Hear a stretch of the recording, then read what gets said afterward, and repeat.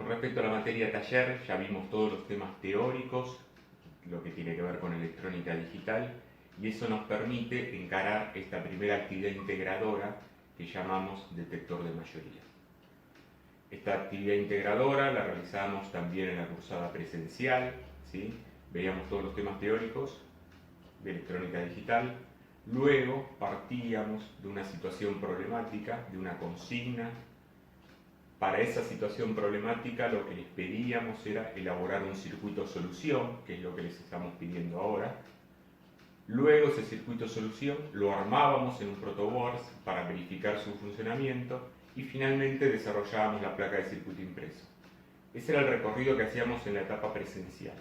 Bien, en esta etapa virtual lo que vamos a hacer es, ya vimos todo el contenido teórico, ahora lo que vamos a hacer es desarrollar el circuito solución de este detector de mayorías, de esta actividad integradora, y luego vamos a verificar su funcionamiento en un simulador, o sea, en un software que me permite probar y verificar que funciona.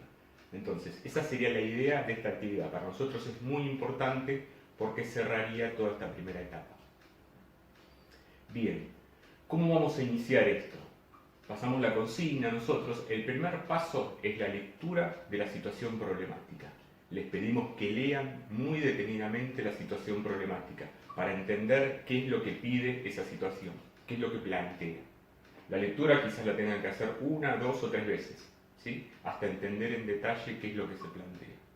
En este caso, hablando del detector de mayoría, planteamos un circuito que determine, en base a las votaciones de diferentes jueces, si se condena o se absuelve a un acusado.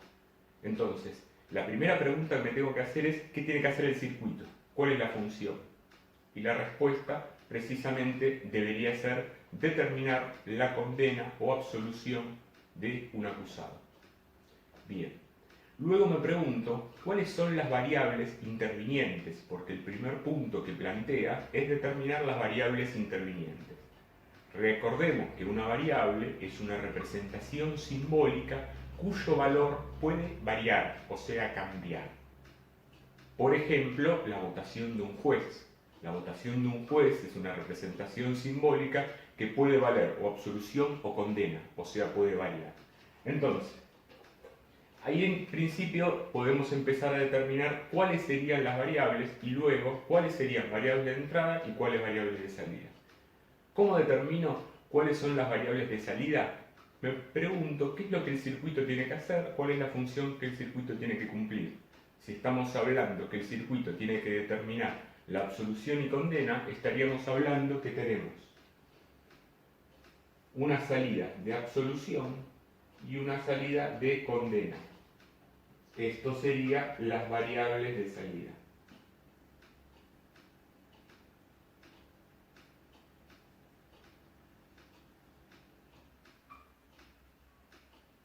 Por otro lado me pregunto, ¿qué información necesita el circuito, mi detector de mayoría, para determinar si se condena o se absuelve a un acusado? Y ahí aparecen las variables de entrada. ¿Qué información necesita para saber esto? Y básicamente necesita la votación de los jueces. Entonces, la votación de los jueces, que puede ser absolución o condena para cada juez, serían las variables de entrada. Entonces, le vamos a llamar juez 1, juez 2, juez 3 y presidente. ¿Sí? Estos serían mis variables de entrada.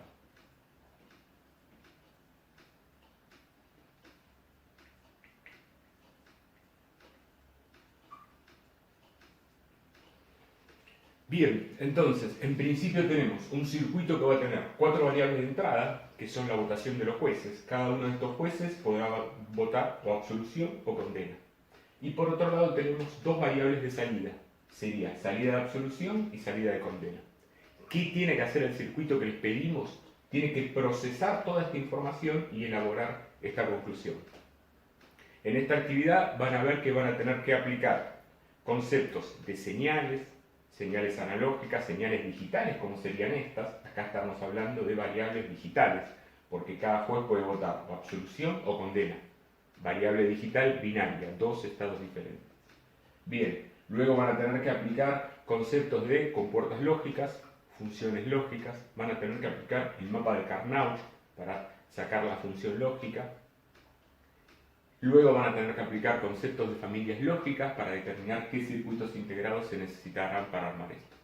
Pero bueno, para tratar de cerrar esta primera etapa, tendríamos dos variables de salida, salida de absolución, salida de condena, cuatro variables de entrada, juez 1, juez 2, juez 3 y presidente.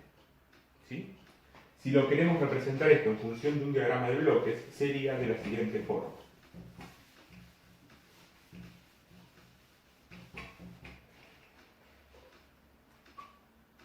Tenemos un bloque central que le llamamos detector de mayorías.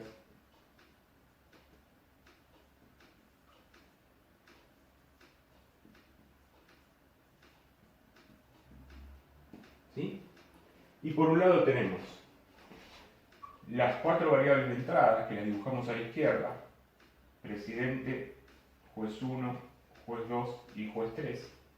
Y por el otro lado tenemos las dos variables de salida, salida de absolución y salida de condena, que la dibujamos a la derecha. Entonces, esto es la representación del detector de mayorías mediante un diagrama de bloques. ¿Qué es lo que hay acá adentro? Por el momento no lo sé. Lo que tengo que averiguar es eso, lo que tengo que buscar es eso. ¿Qué funciones o comportas lógicas tengo acá adentro? Pero en principio sé que tengo un bloque principal, que es el detector de mayorías, que tengo cuatro variables de entrada y dos variables de salida.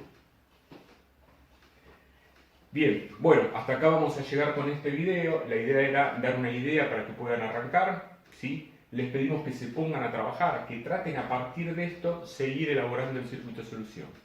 ¿Cómo seguiríamos a partir de esto? Con este dato, cuatro variables de entrada y dos variables de salida, tengo que armar una tabla de verdad. Tengo que armar una tabla de verdad que va a tener cuatro entradas y dos salidas.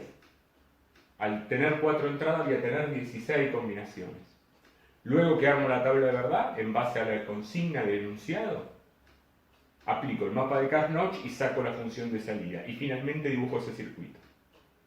Bien, vamos a armar algún otro video para dar un poquito más de ayuda, pero en principio sería muy importante que entiendan esto, que realicen todas las preguntas necesarias, ¿sí? Vamos a colgar este video, atrás preguntan todo lo que necesiten para que se entienda claro esto. Y los que van entendiendo esto y se animan a seguir adelante. Bueno, por el momento eso es todo.